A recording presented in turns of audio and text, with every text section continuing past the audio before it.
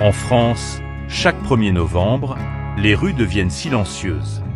Les familles se rassemblent, souvent vêtues de noir, pour aller au cimetière. On dépose des chrysanthèmes, on nettoie une pierre tombale, on reste quelques minutes, et puis on rentre. C'est la Toussaint. Une journée de recueillement, d'émotion, de respect. Dans chaque pays, la manière de commémorer les défunts reflète l'histoire, la religion et la perception de la mort. En France, la tradition de la Toussaint s'est construite autour du christianisme et de la mémoire silencieuse des êtres chers. Au Mexique, le Dia de los Muertos puise ses racines dans les croyances précolombiennes et le catholicisme.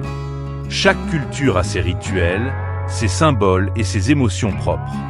Mais à 9000 km de là, au Mexique, au même moment, les rues explosent de couleurs. Les familles sortent les guitares, les tambours, et les visages se couvrent de maquillage en forme de crâne coloré. Là-bas, la mort n'est pas un silence. C'est une chanson. C'est le Dia de los Muertos, la fête des morts. Et pourtant, au fond, Français et Mexicains parlent de la même chose. L'amour, la mémoire, la famille. Mais ils le font avec 2 langages différents. En France, la Toussaint est souvent associée à la tristesse. C'est une journée où l'on se souvient, mais aussi où l'on ressent le manque. Les chrysanthèmes, qu'on retrouve partout, symbolisent à la fois la beauté et la fragilité de la vie. Ce n'est pas un hasard. Cette fleur résiste au froid de novembre, comme la mémoire de ceux qu'on aime. Dans nos villages, dans nos villes, les cimetières deviennent ce jour-là de véritables jardins fleuris. Mais ce n'est pas une fête. C'est un rituel discret, empreint de pudeur. En France, on parle peu de la mort. On la redoute, on la cache derrière le mot « disparition ». Et c'est sans doute pour cela que la Toussaint garde ce ton mélancolique. Elle nous renvoie à notre propre fragilité. Au Mexique, c'est tout l'inverse. Le Dia de los Muertos est une fête millénaire, née du mélange entre les traditions précolombiennes et le catholicisme. Les anciens peuples croyaient que la mort n'était pas une fin, mais un passage.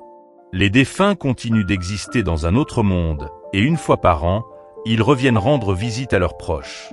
Pour les accueillir, les familles construisent des autels colorés remplis de fleurs, de bougies, de nourriture, de photos et d'objets personnels. Le jaune orangé des pétales symbolise le soleil, le chemin qui guide les âmes. La musique, les rires, la nourriture, tout cela exprime une vérité profonde. La mort fait partie de la vie.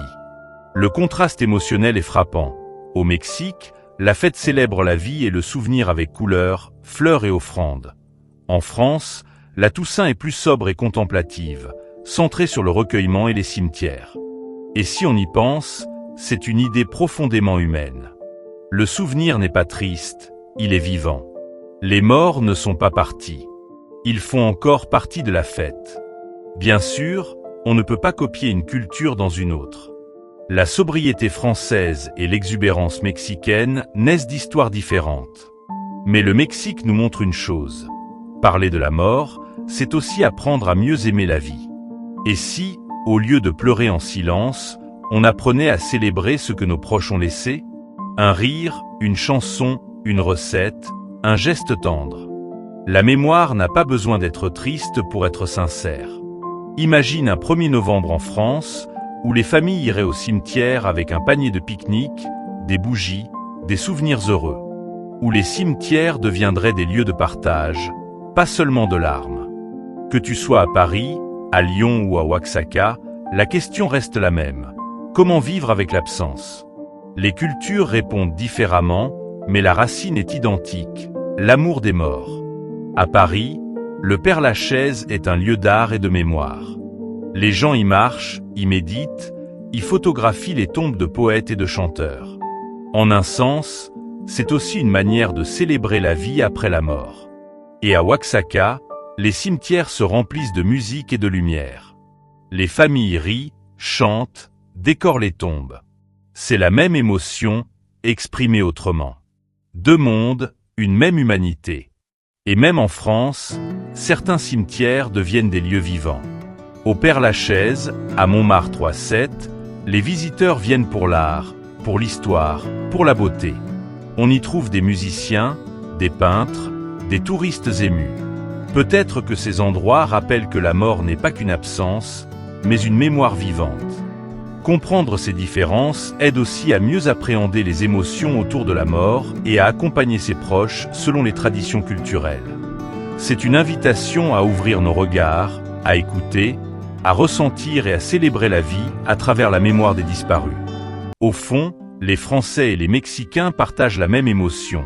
Ils aiment, ils se souviennent, ils rendent hommage. Seule la manière change. La France nous enseigne la pudeur, la profondeur du souvenir. Le Mexique nous rappelle la joie, la continuité, la couleur. Et si on unissait les deux, si on pleurait un peu, mais qu'on souriait aussi, parce que nos morts ne voudraient pas qu'on s'éteigne avec eux. Ils voudraient qu'on continue à vivre, à aimer, à rire, pour d'eux. Quelques images ou musiques typiques peuvent accompagner ces mots. Le bruissement des feuilles dans un cimetière français, le chant des mariachis au Mexique, les calavras colorés, les bougies, les fleurs. Ces symboles nous aident à ressentir la vie derrière la mort, à voir la mémoire comme un pont entre les cultures. Merci d'avoir écouté cette réflexion. Si elle t'a touché, abonne-toi à la chaîne et laisse un like pour faire voyager ce message entre les cultures.